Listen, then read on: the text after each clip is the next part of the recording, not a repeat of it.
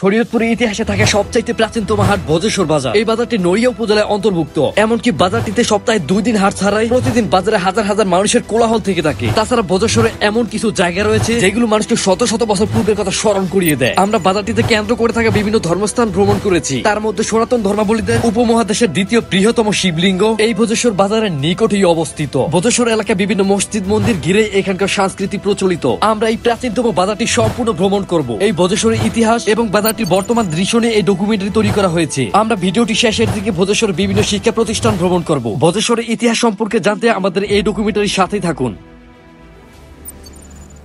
Hello সবাইকে, আমরা এখন অবস্থান করেছি ভোজেশ্বর। নড়িয়া উপজেলা 14টি ইউনিয়ন পরিষদের একটি অংশ ভোজেশ্বর। আমরা এখন ভোজেশ্বর বাজারের দিকে যাত্রা শুরু করেছি। ভোজেশ্বর মূলত নড়িয়া উপজেলা থেকে শরীয়তপুর সদরে যেতে যে মূল সড়কটি রয়েছে তার মধ্যস্থলে বাজারটি অবস্থিত। এই বাজারটি থেকে নড়িয়া উপজেলার দূরত্ব প্রায় 6.4 কিলোমিটার, অথবা ভোজেশ্বর বাজার থেকে শরীয়তপুর দূরত্ব প্রায় 7 কিলোমিটার। ভোজেশ্বর মূলত শরীয়তপুর জেলার একটি অত্যন্ত চরম জনপ্রিয় বাজার। পাকিস্তান শাসন আমল থেকে এই বাজারটি প্রচলিত হয়ে আসছে। সরকারি দেওয়া তথ্য মতে ভোজেশ্বর বাজার শরীয়তপুর জেলার মধ্যে সবচাইতে প্রাচীনতম বাজার প্রমাণিত।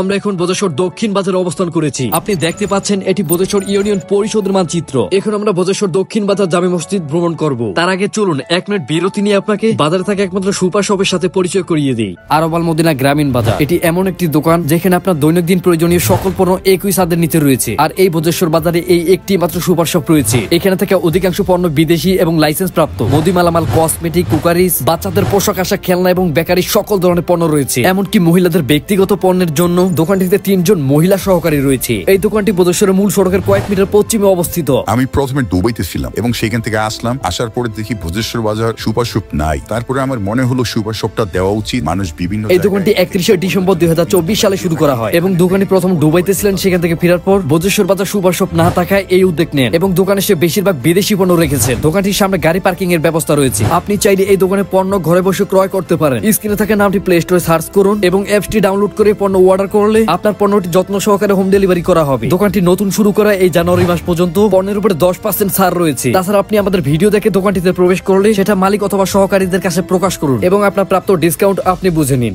ধন্যবাদ। আমরা অবশেষে বাজার দক্ষিণ পাশে যেই মসজিদটি রয়েছে সেটা কাছে পৌঁছে গিয়েছি। ভোজেশ্বর দক্ষিণ বাজার জামে মসজিদ। এখন বর্তমান এটি 2 তলা ভবন দ্বারা বিস্তৃত। দক্ষিণ পাশ থেকে বাজারটিতে প্রবেশের সময় প্রথমে এই মিনারটির উপরে নজর পড়ে থাকে। আমরা এখন ভোজেশ্বর দক্ষিণ বাজারে জামে মসজিদে আছি। এটি 10 মে 1995 সালে স্থাপিত করা হয়েছে এবং বাজারে আরো একটি মসজিদ আছে যেটি বড় মসজিদ নামে পরিচিত। আমরা সেটিতেও ভ্রমণ করব। অবশেষে আমরা মসজিদ থেকে নেমে আসলাম এবং বাজারের উদ্দেশ্যে যাত্রা শুরু করলাম। চলুন এবার ভোজেশ্বর নামকরণ সম্পর্কে বলি। ভোজেশ্বর মূলত এটি একটি ইউনিয়ন পরিষদ এবং বাজারের নাম। ভোজেশ্বর বহু বছর পূর্বে হিন্দু সমাজের বসবাস ছিল। তৎকালীন আমলে এখানে প্রায় ভোজের আয়োজন করা হতো এবং সেই সূত্রে একসময় এই এলাকাটির নাম ভোজেশ্বর হিসেবে পরিচিতি পেয়ে যায়। ভোজেশ্বরের বর্তমান আয়তন 14.70 বর্গ কিলোমিটার বা 5.68 বর্গ মাইল। তাছাড়া বর্তমানে জন্ম নিবন্ধনের লিপিবদ্ধ অনুযায়ী ভোজেশ্বর ইউনিয়নের মোট জনসংখ্যা হয়ে দাঁড়িয়েছে 23,500 জনেরও বেশি। আমরা এখন প্রায় ভোজেশ্বরের মৎস্য কেন্দ্রে একেবারে নিকটেই রয়েছি। অবশেষে আমরা সেইখানে পৌঁছে গেলাম। আপনি দেখতে পাচ্ছেন দোকানিরা ক্রেতাদের অপেক্ষায় মাছ নিয়ে বসে আছে। এইখানে দেখুন, এগুলি চাষি মাছ। আচ্ছা, ধন্যবাদ। মৎস্য কেন্দ্রে অনেক মানুষের কোলাহল। আমরা বেরিয়ে পড়েছি। আমরা সেখানে একজন সমর্থনকারী পেয়েছি যিনি আমাদের প্রতিনিয়ত ভিডিও দেখেন। এখন আমরা অবস্থান করেছি কাপড়পট্টির পাশে। যদিও এখন বেলা 12টা বাজে, তবুও দেখুন মানুষের সর্বোচ্চ ভিড় রয়েছে। ভোজেশ্বর বাজারে সপ্তাহে 2 দিন হাট বসে থাকে, প্রথমত শুক্রবার এবং সোমবার, কিন্তু আজ বৃহস্পতিবার। এর মধ্যে বেলা এখন 12টা বাজে। আপনি দেখতে পাচ্ছেন এখন বাজারে অনেক মানুষ কেনাকাটা করে বাড়ি ফিরছেন। এর মানে হয়ে দাঁড়ায় সপ্তাহে বাজারটিতে প্রতিদিনই এর চাইতে বেশি ভিড় হয়ে থাকে। পথচারী এবং যানবাহন একই গলির মধ্যে ঢুকলে বাজারটিতে জ্যাম লেগে যায় এবং এই সমস্যাটি এখন বাজারের সবচেয়ে বড় সমস্যা হয়ে দাঁড়িয়েছে। যদিও এটি একটি অস্থায়ী সমাধান, কিন্তু যানবাহন এবং পথচারীদের জন্য আলাদা রাস্তা রেখে এটি সমাধান করা যেতে পারে। ভোজেশ্বর বাজারটিতে অনেক বেশি গলি রয়েছে, তার ভিতরে কাপড়পট্টি, স্বর্ণপট্টি, কাঠপট্টি আরো ইত্যাদি। এখন আমরা কাপড়পট্টির অপর পাশে স্বর্ণপট্টি অবস্থান করেছি। এখানকার ব্যবসায়ীরা শুধু স্বর্ণ নিয়ে স্বপ্ন দেখছে। প্রতিটি দোকানে নানান ডিজাইন দ্বারা সাজ্জিত অলংকার সাজিয়ে রাখা হয়েছে। এইখানে স্বর্ণের উপরে কাজ করে কিছু একটা তৈরির জন্য প্রস্তুত করা হচ্ছে। আপনি দোকানের নামগুলি লক্ষ্য করলে দেখবেন এই ব্যবসায় সনাতন ধর্মাবলী সবচেয়ে বেশি জড়িত। ভোজেশ্বরে এইগুলি 2 পাশে শুধু স্বর্ণের দোকান রয়েছে, তার জন্য এইগুলিটাকে স্বর্ণপট্টি বলা হয়। আপনি দেখতে পাচ্ছেন একজন লোক খেজুর থেকে তৈরি মিঠাই বিক্রি করছে। এই মিঠাইগুলো গ্রামের কথা স্মরণ করিয়ে দেয়, তাই না? আমরা কাপড়পট্টি আরোহণ শেষে এখন স্বর্ণপট্টি অবস্থান করেছি এবং এখানে আমরা অনেক স্বর্ণ ব্যবসায়ীকে দেখতে পেয়েছি। এখন আমরা এখানে একটি মন্দির বিস্তৃত রয়েছে, চলুন সেটি ভ্রমণ করব।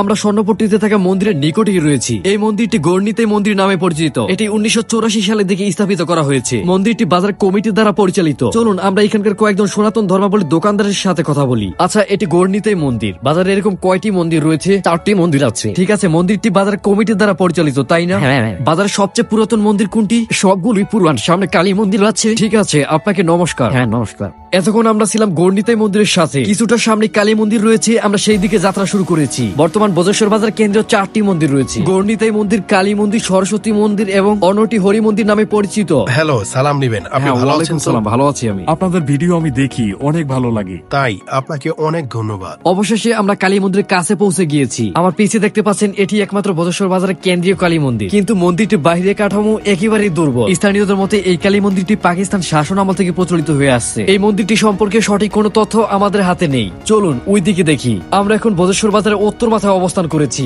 এখনো আমাদের বাজারটির অনেক স্থান ভ্রমণ বাকি রয়ে গিয়েছে। পুবালি ব্যাংক, আমরা বাজারটিতে অনেক ব্যাংক দেখতে পেয়েছি। এখানে দেখুন, একজন বৃদ্ধ আলু পেঁয়াজ ক্রেতাদের অপেক্ষায় বসে আছে। বজ্রেশ্বর বাজার দক্ষিণ পাশটা উত্তর পাশের তুলনায় একেবারেই নীরব। এই দোকানটি দেখে বোঝাই যাচ্ছে অনেক পুরনো। বজ্রেশ্বর বাজার সত্যি বলতে এটি একটি অত্যন্ত ব্যস্ত গ্রামীণ বাজার। আশেপাশে অঞ্চলে মানুষেরও বড় ধরনের কেনাকাটার প্রয়োজন হলে এখানে আসেন। এই বজ্রেশ্বর বাজারটি সবকিছু দিয়ে টইটুম্বুর রয়েছে। বাজারটিতে 3 উঁচু উঁচু বিল্ডিং দিয়ে প্রায় শহরে পরিণত হয়ে যাচ্ছে। আমরা এখন উত্তর মাথা আরোহণ শেষে বজ্রেশ্বরের বড় মসজিদের উদ্দেশ্যে যাত্রা শুরু করেছি। দেখুন, দুধ বিক্রেতারা ক্রেতাদের জন্য অপেক্ষা করছে। বজ্রেশ্বর যেহেতু গ্রামীণ অঞ্চল, তাই বাজারে খাঁটি গরুর দুধ পাওয়া কোনো কঠিন ব্যাপার নয়। বড় মসজিদে আসার যে গলিটি রয়েছে, এইখানে লক্ষ্য করলে দেখবেন অধিকাংশ জুতার দোকান। দেখুন, বাজারটিতে আরেকটি ব্যাংক। আমরা অবশেষে মসজিদের নিকটে পৌঁছে গিয়েছি। যদিও এটি বজ্রেশ্বর নূরে জামে মসজিদ নামে পরিচিত, কিন্তু বাজারে সবার কাছে এটি বজ্রেশ্বর বড় মসজিদ নামে পরিচিত। আমরা বজ্রেশ্বর দক্ষিণ পাশে যে মসজিদটি রয়েছে সেটি ভ্রমণ করেছি, কিন্তু এটি বজ্রেশ্বর নূরে মদিনা জামে মসজিদ নামে পরিচিত। এখানকার পরিবেশ অনেক সুন্দর। এটি মসজিদের অজুখানা। চলুন এখান থেকে আমরা এখন বেরিয়ে পড়ি। মসজিদ ভ্রমণ শেষে আমরা সেখান থেকে এখন বেরিয়ে আসলাম। রাস্তার অপর পাশে কতগুলো ফুটপাতের দোকান রয়েছে। এখান থেকে কিছু মিটার দূরে একটি হরি মন্দির বিস্তৃত রয়েছে। আমরা এখন সেটির উদ্দেশ্যে যাত্রা শুরু করেছি। এই গলিটিতে বেশি অংশ সার এবং কৃষি ঔষধি জাতীয় পণ্যের দোকানগুলি রয়েছে। এইখানে দেখুন, একটি পাখির দোকান, বাচ্চাটি মোবাইল নিয়ে ব্যস্ত। সর্বশেষ আমরা এখন হরি মন্দিরের কাছে পৌঁছে গিয়েছি। এটি হচ্ছে বজ্রেশ্বর বাজারের কেন্দ্রীয় হরি মন্দির। মন্দিরটি অনেক পুরনো, তার উৎকৃষ্ট উদাহরণ এই বট গাছটি। আমরা এই পর্যন্ত বাজারটিতে 3টি মন্দির ভ্রমণ করেছি, কিন্তু বাজার 4টি মন্দির রয়েছে। অন্য মন্দিরগুলির তুলনায় এই মন্দিরের পরিবেশ অনেক বেশি সুন্দর। এই স্থানটিতে সিজন অনুযায়ী বিভিন্ন ফল বিক্রেতারা বসেন। আমরা অবশেষে সেখান থেকে বেরিয়ে আসলাম। এখন আমরা কাঠপট্টিতে অবস্থান করেছি। আপনি এই গলিটিতে সর্বোচ্চ কাঠের দোকানগুলি দেখতে পাবেন। কোন কোন দোকানে কাঠের তৈরি ফার্নিচার বিক্রি করা হয়, আবার এই দোকানটি দেখুন, গাছ কেটে কাঠ তৈরি করা হয়, আবার সেই কাঠ বিক্রি করা হয়। সুতরাং এই গলিটি কাঠপট্টি নামেই পরিচিত। এই রাস্তাটি ধরে কিছুক্ষণ হাঁটলে আমাদেরকে একেবারে নদী অব্দি পৌঁছে দেবে। পদ্মা নদীর একটি শাখা কৃতিনাশা, যেটি এই বজ্রেশ্বর বাজার কাছ ঘেঁষেই বয়ে গিয়েছে। আমরা এখন সেই নদীটির উদ্দেশ্যে যাত্রা শুরু করেছি। দেখুন, এটি একটি কামারের দোকান। এখানে লোহাকে আগুনে পুড়িয়ে বিভিন্ন জিনিস তৈরি করা হয়। তো এখন আমরা আছি বজ্রেশ্বর বাজার কাঠপট্টিতে। বজ্রেশ্বর বাজার সর্বমোট 3টি কামারের দোকান রয়েছে, তার মধ্যে আমরা একটির পাশে দাঁড়িয়ে আছি। চলুন আমরা নদীর দিকে যাত্রা শুরু করি। এইখানে কতগুলো কাঠের তৈরি টেবিল। এই রাস্তার পাশের দোকানগুলি বেশিরভাগই গুদাম ঘর হিসেবে ব্যবহার করা হয়। এইখানে নৌজানা করে বিভিন্ন মালামাল আনা হয় এবং এগুলো স্টক করে এইখানেই রাখা হয়। অবশেষে আমরা কৃতিনাশা নদীর নিকটে পৌঁছে গেলাম। আপনি দেখতে পাচ্ছেন নৌযানটি সম্পূর্ণ টইটুম্বুর করে মাল নিয়ে এসেছে। আমরা বজ্রেশ্বর লঞ্চ ঘাটে পৌঁছালাম। নদীর জল কমে যাওয়া বা নদী ছোট হয়ে যাওয়ার কারণে এখন লঞ্চ চলাচল সম্পূর্ণ বন্ধ হয়ে গিয়েছে। বজ্রেশ্বর লঞ্চ ঘাটটি এখন পরিত্যক্ত হিসেবে পড়ে রয়েছে। হ্যালো, ভালো আছেন আপনি? হ্যাঁ, ভালো আছি। আচ্ছা, এটা কি জবসা পারাপারের ব্রিজ না?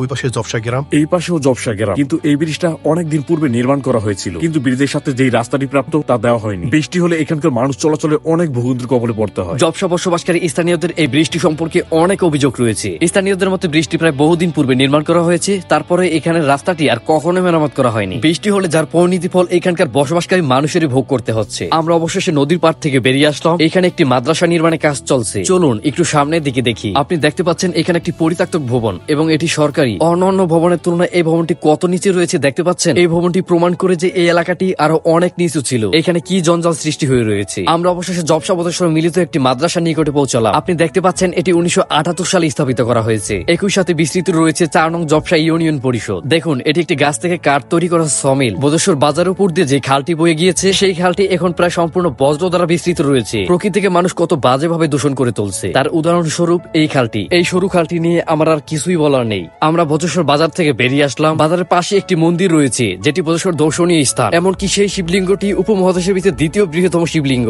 আমরা এখন সবশেষে সেটি দিকে যাত্রা শুরু করেছি। রাস্তার পাশে আমরা আরেকটি মনসা মন্দির দেখতে পেয়েছি। এই বজ্রেশ্বর বাজারটিতে অনেক মন্দির রয়েছে। অবশেষে আমরা সেই শিব মন্দিরের নিকটে পৌঁছে গেলাম। আপনি দেখতে পাচ্ছেন এটি সেই শিবলিঙ্গ। আমরা ভিডিও শুরুতে যেটি কথা বলেছিলাম, এই স্থানটি সনাতন ধর্মাবলীদের একটি গুরুত্বপূর্ণ ধর্মস্থান। এটি হচ্ছে বজ্রেশ্বর বাজার একমাত্র দর্শনীয় স্থান। এখানে হিন্দু ধর্মাবলীরা আসেন শিবের মাথায় জল ঢালতে, আর এটাই এখানকার সংস্কৃতি। স্মৃতি। এই মন্দিরটির পাশাপাশি এখানে আরো অনেক মন্দির রয়েছে, তাছাড়া এখানে দুর্গাপুজো হয়ে থাকে। চলুন আমরা এখন বাকি স্থানগুলি ভ্রমণ করি। আমরা এতক্ষণ ছিলাম উপমহাদেশের দ্বিতীয় বৃহত্তম শিবলিঙ্গের মন্দিরে, কিন্তু আমাদের ভিডিও ফুটেজ শিবলিঙ্গটি কত বড় তা প্রকাশ করতে ব্যর্থ হয়েছে। আমরা অবশেষে সেখান থেকে বেরিয়ে আসলাম। আমরা এখন 5 নং বোধেশ্বর ইউনিয়ন পরিষদে আছি। এইখান থেকে বেরিয়ে আমরা বোধেশ্বর উচ্চ বিদ্যালয়ের উদ্দেশ্যে যাত্রা শুরু করব। আমরা বোধেশ্বর 5 নং ইউনিয়ন পরিষদ ভ্রমণ শেষে বোধেশ্বর উচ্চ বিদ্যালয়ের উদ্দেশ্যে যাত্রা শুরু করেছি। আপনি দেখতে পাচ্ছেন এটি বোধেশ্বর বাজার মর্যাদা সরকারি প্রাথমিক বিদ্যালয়। এখান থেকে প্রায় 500 মিটার দূরত্বে বোধেশ্বর উচ্চ বিদ্যালয় অবস্থিত। আমরা 500 মিটার পথ আরোহণ শেষে সেটি নিকটে চলে এসেছি। বিদ্যালয়টি গেট দিয়ে আমরা প্রবেশ করলাম। এই হচ্ছে বোধেশ্বর উচ্চ বিদ্যালয়ে খেলার মাঠ। এই বিদ্যালয়টি 1978 সালে স্থাপিত করা হয়েছে।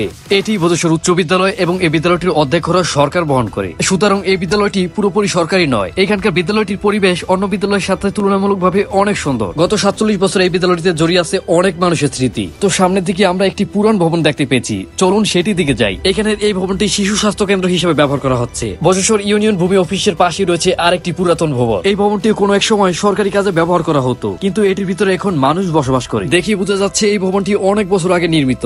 এটি বোধেশ্বর ইউনিয়ন ভূমি অফিস। অবশেষে আমরা সেখান থেকে বেরিয়ে আসলাম। তো আপনি এতক্ষণ দেখছিলেন বোধেশ্বর এলাকা, বিভিন্ন শিক্ষা প্রতিষ্ঠান, হাট বাজার, এমনকি মন্দির মসজিদ। এখন আমরা সর্বশেষ উপসী কলেজ ভ্রমণ করব। আমরা এখন উপসী কলেজের উদ্দেশ্যে যাত্রা শুরু করেছি। বোধেশ্বর ব্রিজ থেকে প্রায় 1.5 কিলোমিটার দূরে উপসী কলেজ অবস্থিত। আমরা অবশেষে উপসী কলেজ গেটে পৌঁছে গেলাম এবং এই ভিডিও শেষ গন্তব্য আমাদের উপসী কলেজ। ভিডিওটি এডিটিং এবং অ্যানিমেশন প্রক্রিয়া শেষ করতে আমাদের অনেক সময় ব্যয় হয়েছে, সুতরাং আপনি এই ভিডিওটি শেয়ার করতে অবশ্যই ভুলবেন না। আমরা এখন উপসী কলেজের ভিতরে প্রবেশ করতে যাচ্ছি। এই ভিডিওর প্রমোশন আরবাল মদিনা গ্রামীণ বাজার, যেটি কথা আমরা ভিডিও শুরুতেই বলেছি। এই হচ্ছে উপসী কলেজ। এটি একটি বেসরকারি শিক্ষা প্রতিষ্ঠান, কিন্তু সরকারি সহযোগিতা রয়েছে। এটি বোধেশ্বর উপসী মহাবিদ্যালয় নামে পরিচিত। 1999 সালে এই কলেজটি স্থাপিত করা হয়েছে। গত 36 বছরে এই কলেজটিতে জড়িয়ে রয়েছে অনেক মানুষের স্মৃতি। সত্যি বলতে এই কলেজের পরিবেশ এবং অনুভূতিটা একটু অন্যরকম। আমাদের আজকের ভিডিওটি এইখানে শেষ করছি। আমাদের পরবর্তী ভিডিও দেখার জন্য নটব্লগ ফেসবুক পেজ অথবা নটব্লগ ইউটিউব চ্যানেল সাবস্ক্রাইব করতে ভুলবেন না। আপনি যদি ফেসবুক পেজ থেকে ভিডিওটি দেখে থাকেন তাহলে পিন কমেন্টে দেওয়া লিঙ্কটি ক্লিক করে ইউটিউব চ্যানেলটি সাবস্ক্রাইব করে রাখুন। ভিডিওটি ভালো লাগলে শেয়ার করুন। বন্ধুরা, দেখা হবে নতুন কোনো এপিসোডে। এতক্ষণ আপনারা দেখছিলেন বোধেশ্বর এলাকা, সাথেই ছিলাম নটব্লগ টিম।